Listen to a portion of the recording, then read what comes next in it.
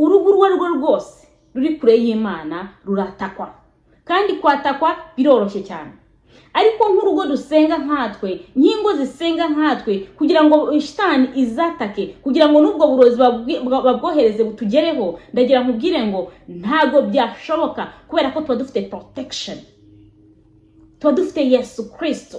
Yesu Kristo ari guprotecting urugo rwacu. Yesu Kristo ari mu rugo rwacu. Yesu Kristo ari mu bintu byacu. Yesu Kristo ari mu byacu byose byo dukora.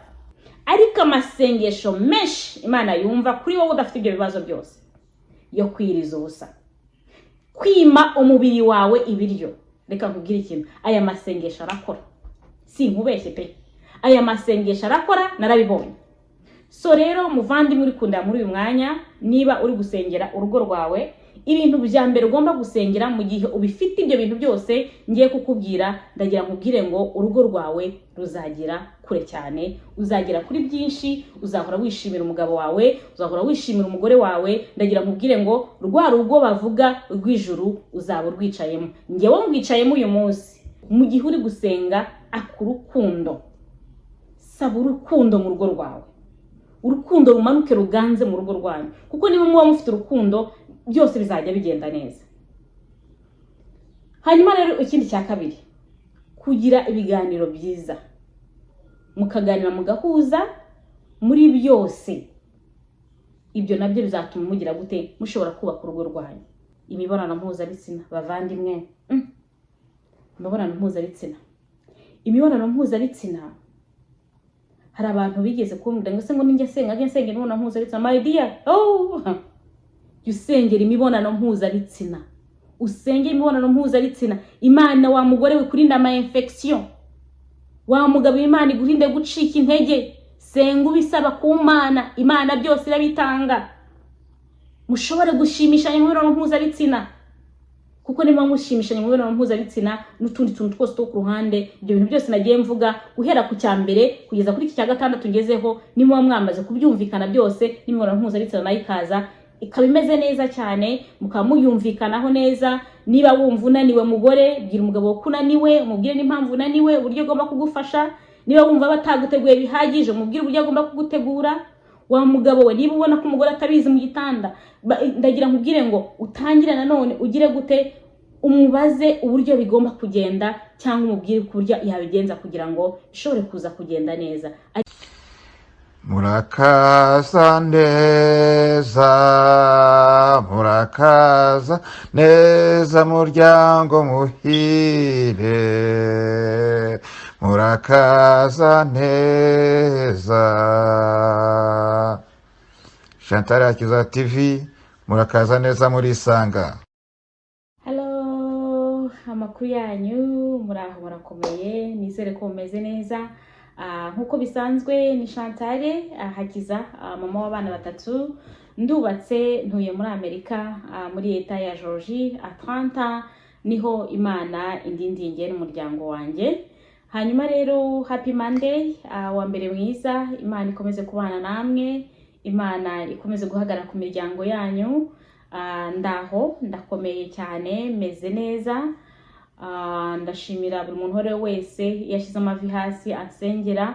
Amasengesho yanyu angeraho, amasengesho yanyu ambera protection ikomeye cyane, amasengesho yanyu ambera inkingi ikomeye cyane, ari byo bikora bimpereza imbaraga kugira ngo nshobore kuba naza kuri kamera ngira icyo ngomba kubahereza.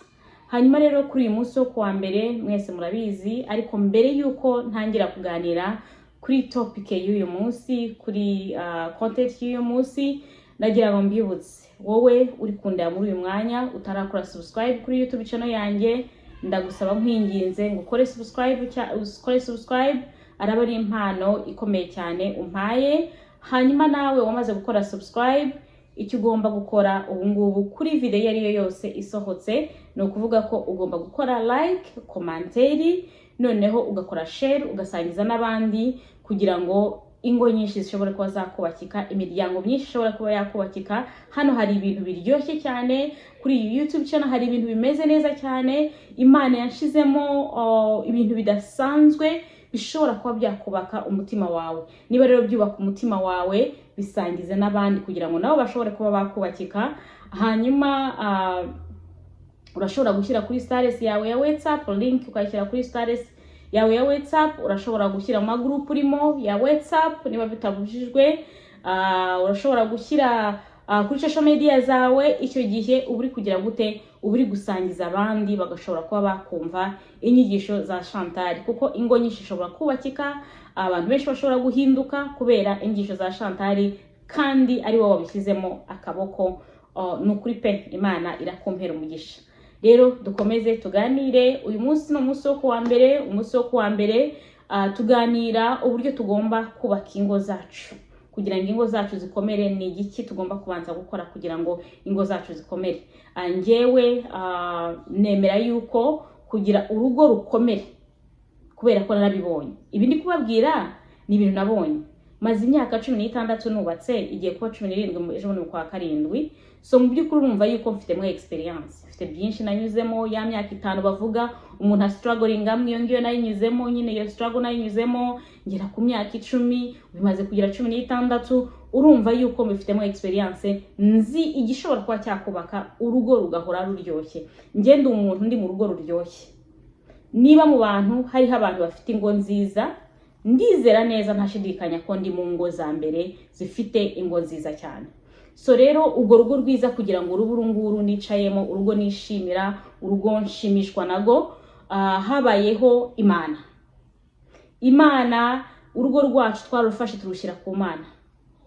Abantu benshi nagumye mpereza imbaraga. Hashize imyaka 5 nta imbaraga zo kugira ngo basenge, bampereza ubuhamya, baranyandikira bakambwira uko byagenze, bakambwira ukuntu bahindutse kubera ko zino nyigisho zanjye, kubera ko bumvishe ko urugo rwabo bagomba kurushyira ku Mana. Rero wa mugabo uri kundeba, wa mugore uri kundeba, ngufite message iri buze kuza kugufasha uyu munsi wa none. Wowe mpereza amatwi yawe, mpereza amatwi yawe, umpereze n'umutima wawe, ubundi nkubwire uburyo Imana yubaka. Iyi Imana mvuga ni ya yindi yaremye isi n'ijuru, nta yindi ndi kuvuga. Rero ndagira nkubwire ngo niba uri wa muntu wizera iyi Mana yaremye isi n'ijuru, ndagira nkubwire ngo turaza kugendana kandi tugerane kure cyane. Uraza gusoza iyi video nzi neza yuko hari ibyo wakuyemo ugiye kandi kwaplika mu rugo rwawe, kandi bikazahindura urugo rwawe, sibyo? Hanyuma rero ku munsi wo kuwa mbere dukora amasengesho yo kwiriza ubusa. Twiriza ubusa dusengera ingo zacu, twiriza ubusa dusengera urugo rwacu. Rero wa mugabo uri kundeba, wa mugore uri kundeba muri uyu mwanya, ushobora kuvuga ati ngewe nta kibazo na gito afite mu rugo rwanjye, bimeze neza, biragenda neza, nirirwa mpamagara Imana kubera iki? Ariko ntago uzi icyo shitani hari kubikiye. One day ushobora kubyuka ugasanga umugabo wawe yahindutse, one day ushobora kubyuka ugasanga umugore wawe yahindutse, sibyo? Ariho hahandi bavuga ngo uriya muntu baramuroze, kandi ntago bagize gute, bashobora kuba bamuroga. Ibyo ngibyo nabyo birashoboka kuroga, kuko nabyibizi ko baroga. Ariko noneho kugira ngo ubwo burozi buze kuza kugeraho, bishobora kuba byahindura umugabo wawe, bishobora kuba byahindura umugore wawe. Uzi ibyo biba byavuye, biba byagize gute? Uburi kure y'Imana. Urugo rwo rwose ruri kure y'Imana ruratakwa, kandi kwatakwa biroroshye cyane. Ariko nk'urugo dusenga nkatwe, nyingo zisenga nkatwe, kugira ngo shitani izatake, kugira ngo nubwo burozi babwohereze butugereho, ndagira nkubwire ngo ntago byashoboka, kubera ko tuba dufite protection, tuba dufite Yesu Kristo. Yesu Kristo ari protecting urugo rwacu. Yesu Kristo ari mu rugo rwacu. Yesu Kristo ari mu bintu byacu. Yesu Kristo ari mu byacu byose byo dukora, sibyo? Yesu Kristo wenyine ni ushobora gutanga urukundo rukaganza mu rugo rwawe. Rero dukora amasengesho yo kwiriza ubusa. Turabyuka mu gitondo tugasenga, hagati mu munsi tugasenga, hanyuma tugasoza amasengesho nyuma ya saa 12. Wowe ufatira bitewe naho utuye, sibyo? Ushobora kumbwira ati ubu ngubu ndatwite, ntago nshobora kwiriza ubusa. Ubu ngubu ndarwaye, ntago nshobora kwiriza ubusa. Ubu ngubu wenda ndi malegle, ntago nshobora kujya mu kwiriza ubusa. Exactly. Ibyo bintu byose mvuza aho ngaho, ubu ngubu ndosa, sinshobora kwiriza ubusa. Exactly. So niba utwite cyangwa wonsa cyangwa urwaye, uri mu malegle, ntago ugomba kujya mu masengesho. ntawe ugomba kujya mu masengesho niwiriza ubusura bukoze icyaha kubera ko uri kwica umubiri wawe. So rero shaka cya kintu ukunda mu buzima bwawe, uvuga ati sinshobora kuryama, sinshobora kwirirwa ntakibonye. Ushobora kuba ufite muvu ukunda, ushobora kuba ufite ukunda gukoresha telefone cyane, ushobora kuba ukunda kureba televiziyo cyane, ushobora kuba mbese ibintu byinshi bitandukanye bya bindi wowe ukunda. Uwo munsi wo kuwa mbere, uyu munsi dufata wo kuwa mbere wo kwiyiriza ubusa, icyo kintu kireke umunsi wose. Ubyuke mu gitondo uvuga ati ndi mu masengesho, usenge mu gitondo, usenge hagati mu munsi, usenge nimugoroba usoza amasengesho. Ndagira nkubwire ngo nawe Imana izakumva. Ariko amasengesho menshi Imana yumva kuri wowe udafite ibyo bibazo byose yo kwiriza ubusa, kwima umubiri wawe ibiryo. Reka nkubwire ikintu, aya masengesho arakora, si nkubeshye pe, aya masengesho arakora, narabibonye. So rero muvandimwe uri kundira muri uyu mwanya, niba uri gusengera urugo rwawe, ibintu bya mbere ugomba gusengera mu gihe ubifite ibyo bintu byose ngiye kukubwira, ndagira nkubwire ngo urugo rwawe ruzagira kure cyane, uzagera kuri byinshi, uzahora wishimira umugabo wawe, uzahora wishimira umugore wawe. Ndagira nkubwire ngo rwa rugo bavuga rw'ijuru uzaba urwicayemo. Ngewe ngwicayemo uyu munsi, ariko nawe ndakwifuriza kugira ngo urwicaremo, kugira ngo rero wicare mu rugo rw'ijuru rito, niko ugomba kubishyiramo imbaraga. Muvandimwe uri kundeba, sengera icyo bita urukundo, kubera ko urugo iyo rurimo urukundo, mwemke urukundo ko ruteye, urukundo rurumva, urukundo rugira impuhwe, urukundo nyine ni urukundo nyine. Ndagira nkubwire ngo iyo umuntu agukunda nta cyo adashobora kugukorera, nta na kimwe kibaho atagukorera. Rero sengera urukundo mu rugo.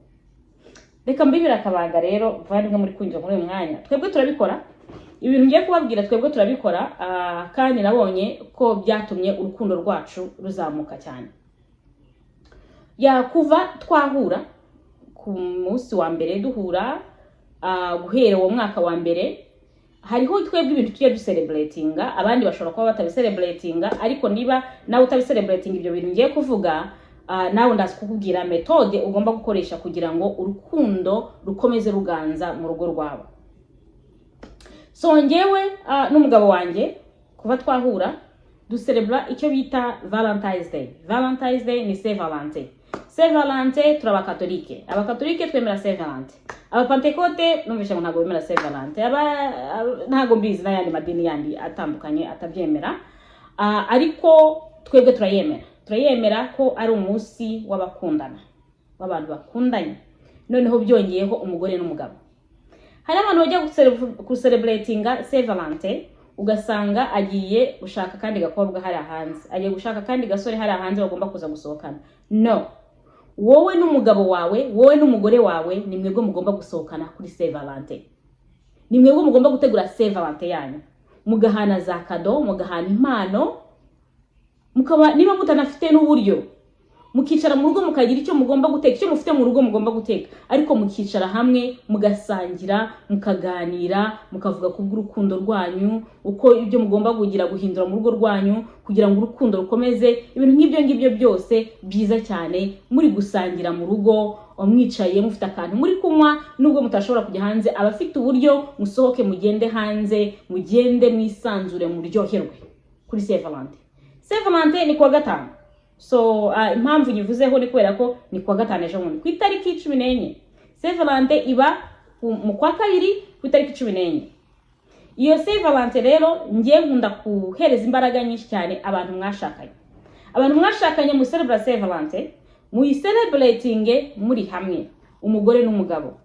Apana kumva ko ugiye gusohokana agakobwa kanaka hariya, apana kumva ko ugiye gusohokana umusore kanaka hariya. No, mwebwe uko mwahuye muri umugore n'umugabo, urukundo n'urwanyu, ni mwebwe mugomba gucelebrating, ni namwe mufite n'uburenganzira ahubwo bwo gucelebratinga Saint Valentin.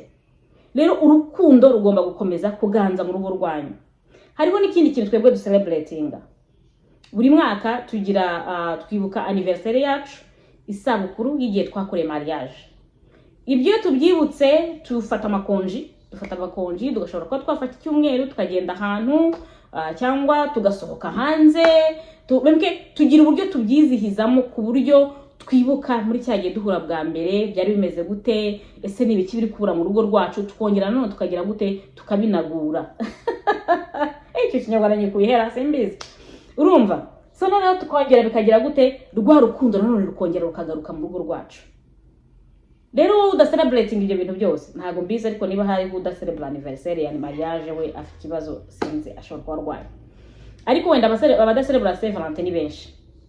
Niba udacelebrate Saint Valentin, shaka ukwezi kumwe mu mwaka, mu mezi 12, uvuge ati ngiye n'umugabo wanjye tugiye kuryoherwa, ngiye n'umugore wanjye tugiye kuryoherwa, tugiye gushaka aho dusigira abana, dusohoke hanze, tugende turyama ahantu muri hoteli, turuhure mu mutwe, cyangwa dusohoke tujye muri restaurant twicare tuganire, cyangwa dushake akantu duteka mu rugo twicare hamwe turebe movie hamwe, tugire utuntu hamwe tugomba gukora. Ibyo ngibyo bitangira kugira gute bigarura urukundo mu rugo rwanyu. Ibyo ni ibintu nabyo mushobora kuba mwakora kugira ngo urukundo rugaruke mu rugo rwanyu. Ariko noneho mu gihe uri gusenga akurukundo, saba urukundo mu rugo rwawe, urukundo rumanuke ruganze mu rugo rwanyu, kuko niba muba mufite urukundo byose bizajya bigenda neza.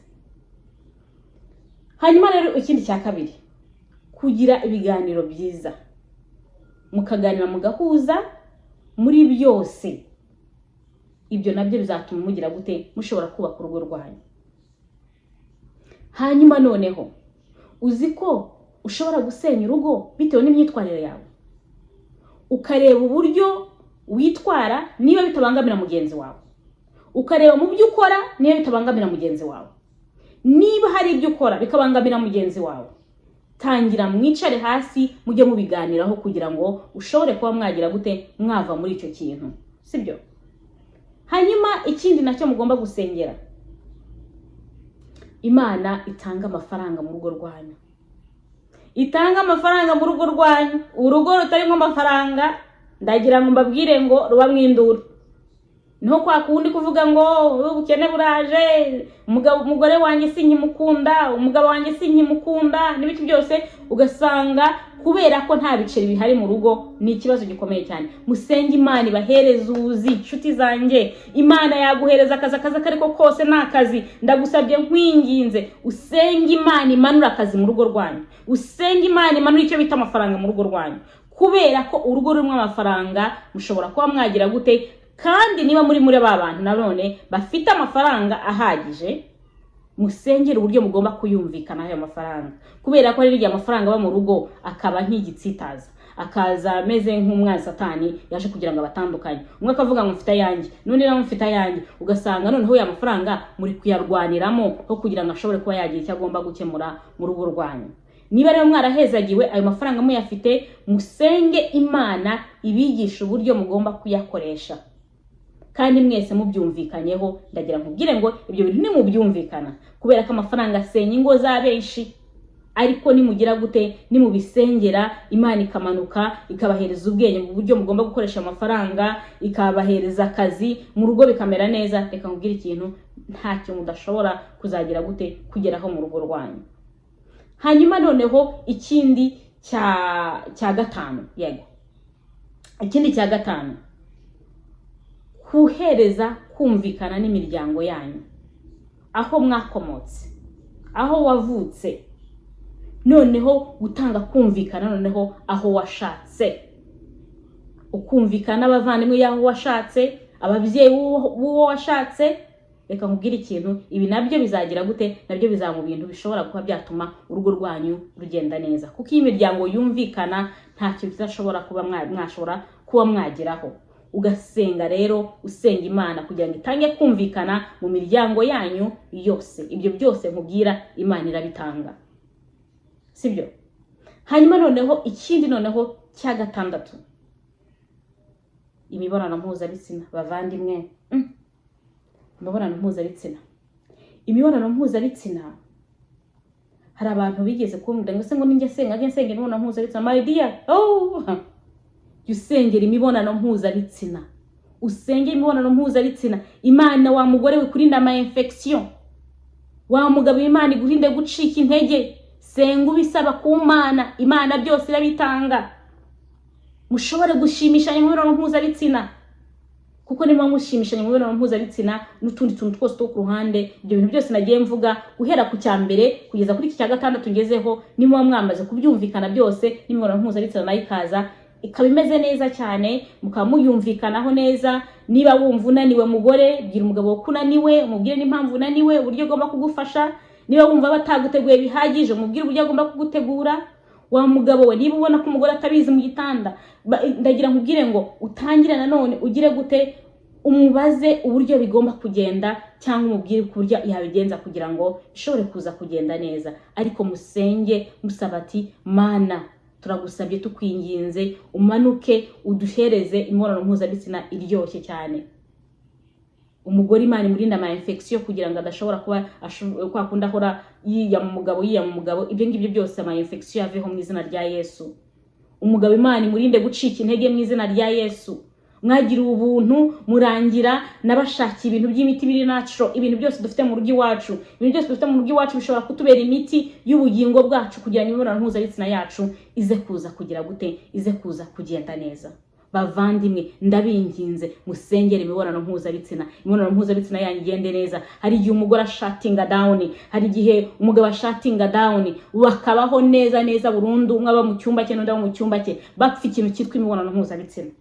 Ndagusabye rero imibonano mpuzabitsina mu byo ujye usengera nayo ujye uyisengera. Hanyuma noneho usengere gufashanya mu rugo. Umugabo amenye inshingano ze, umugore nawe amenye inshingano ze. Mufashanye mu rugo ku buryo nta ugomba kuvunisha undi. Umugabo ajye ku kazi, umugore ajye ku kazi, mufashanye, Imana igaragare mu rugo rwanyu. Sibyo?